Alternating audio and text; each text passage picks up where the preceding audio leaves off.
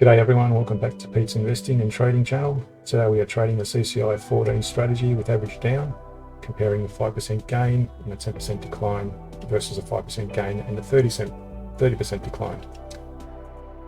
Don't forget to review our playlists, which covers trading strategies, share price and indices reviews, and this video will be covered in the strategies playlist. The strategies playlist is where we cover the simple trading strategy, the average down approach, and some money management ideas.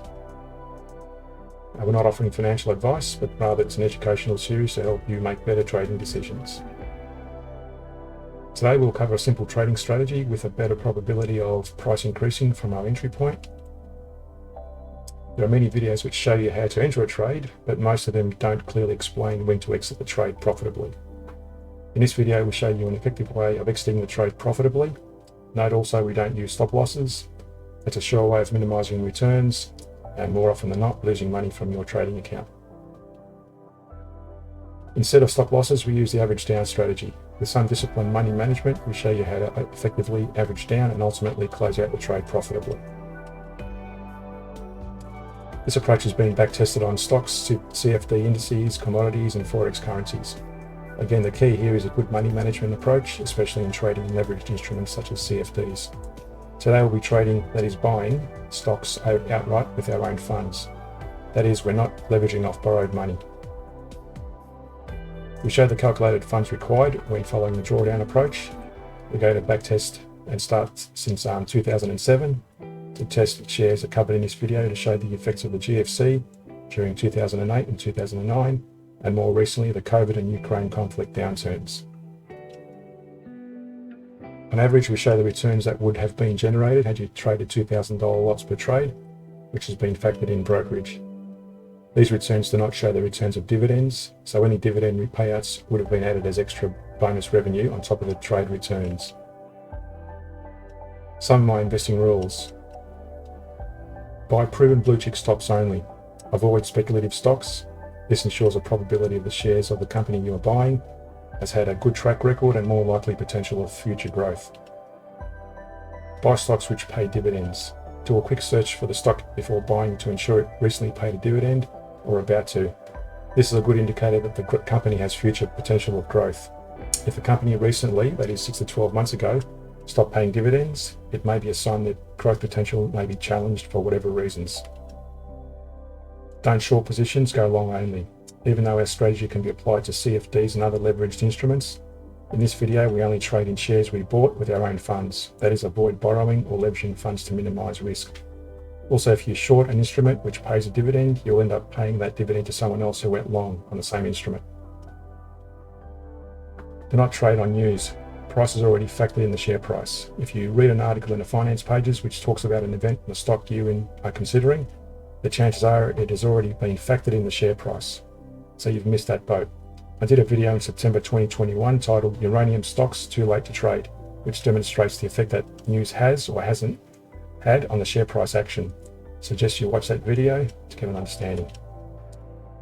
I've had to demonstrate the entry and exit strategies with two scenarios. The first being with an average minimum downturn of 10% decline in the share price. So we're entering the trade when the CCI14 breaks above zero.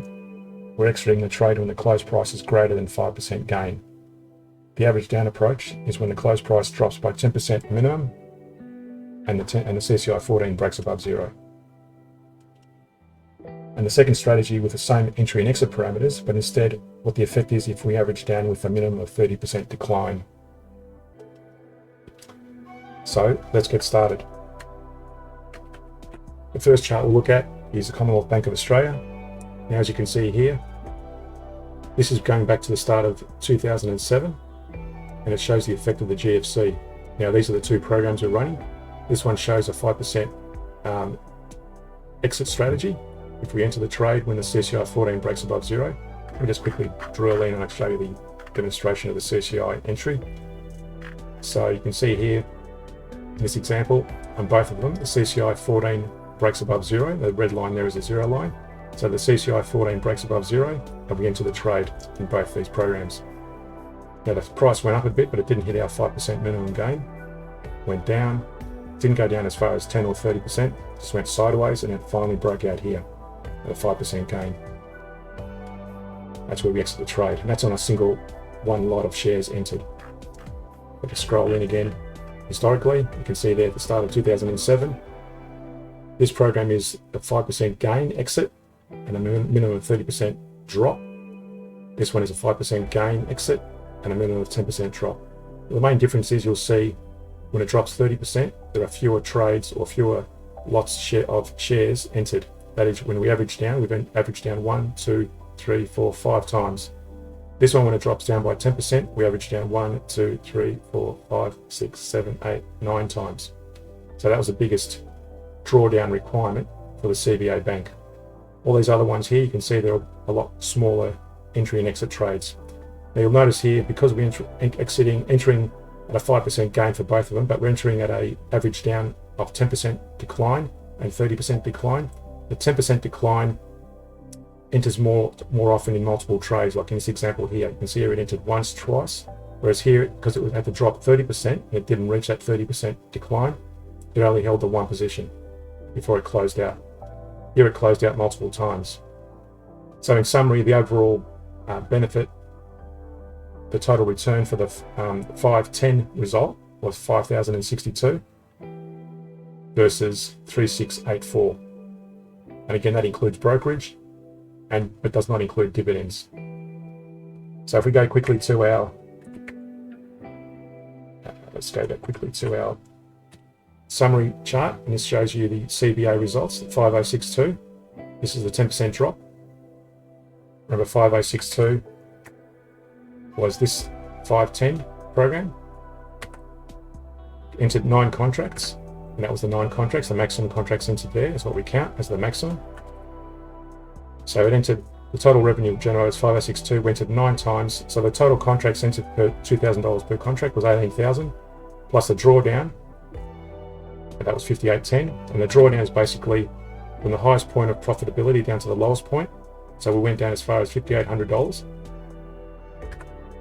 So the total drawdown and contracts entered, so 58 plus 18,000, we were down 23,810. So in that trade there, we were down 23,810. But overall, if you kept the trade and had the funds to keep entering more contracts there, you would have closed out. You can see there the closeout. If our baseline is 100,000, the closeout would have been 1294. We started back here, where we entered the first trade at 174. So it made about $1,100 profit in that trade over that period. So that's going back to the start of, or to the late 2007. We closed out about mid 2009. And you can see there, these are a lot smaller trades. Each of these steps is an entry and exit. That's the chart, it's the share price chart, and this is the number of contracts we entered in each of those. Versus the 5% gain and 30% decline, there were less contracts entered, but we had to hold on to those positions longer. You can see here, this one was held for a number of years because it didn't reach a 30% decline, nor did it reach a 5% gain in share price. You can see here the share price went sideways, didn't drop by as much as 30%, which is what we wanted for this, until it finally closed out after one averaging down. You can see there it bought initially at that point there, it bought the first lot of shares there. We're looking at this 530 program. It declined to 30% there, bought another lot, and we finally closed out there when it averaged down. So again, if you look at the profitability there, 2742, we opened up back here.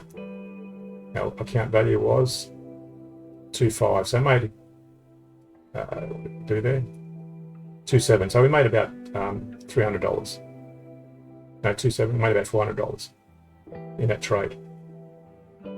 So again, that just shows you the revenue. I won't go through all of these charts, but that just shows you the revenue made for each of these, number of contracts entered, maximum drawdown, and the revenue per month.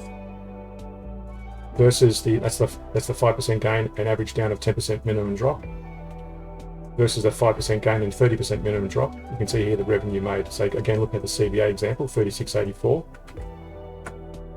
That's this one here, 3684 versus 5062.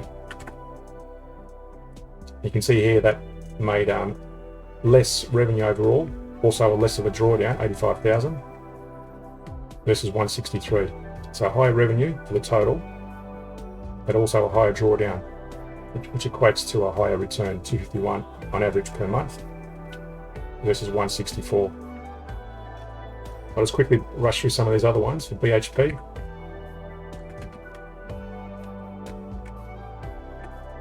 so BHP, again, just see some patterns.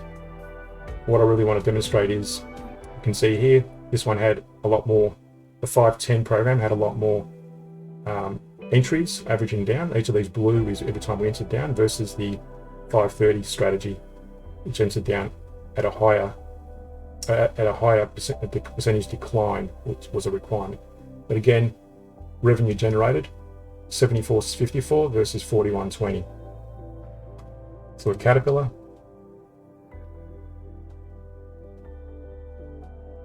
you can see here the biggest decline was during the GFC for both. You can see here again the 510 strategy closed out earlier with shorter returns. This one lasted longer. So if you've got the patience, you want to stay in there longer, and you haven't got the funds to pump in such scenarios, then I suggest you wait until you get a bigger decline, maybe 20% or 30% decline. This one's using a 10% decline. Again, you can see here multiple entry and exits on the blue 510 strategy versus longer holds on the 530 strategy. Very quickly, let's look at JP Morgan. Again, same sort of scenarios. More entry and exits on the 510 and longer holds on the 530 strategies.